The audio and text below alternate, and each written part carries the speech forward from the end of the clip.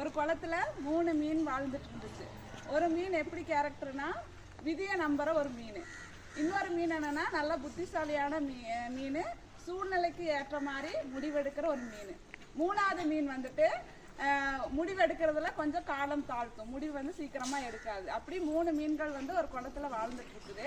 அப்போ 2 மீனவர்கள் அந்த குளத்து அருகில் வந்துட்டு இந்த குளத்துல வந்து நிறைய மீன் இருக்கு, நம்ம நாளைக்கு வந்து இந்த குளத்துல வலை போடலாம் அப்படின்னு சொல்லிட்டு பேசிட்டு போறாங்க.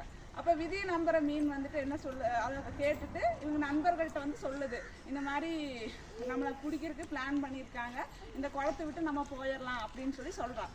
அப்போ இந்த 2 மீன்களும் அதை எப்படி இந்த குளத்தை விட்டு போக முடியும், நம்ம மூதையர்களெல்லாம் இந்த குளத்துல வாழ்ந்துட்டு இருக்கிறாங்க, என்ன நடந்தாலும் இந்த குளத்தை விட்டு போக முடியாதுன்னு சொல்லி 2 மீன்களும் சொல்லுது.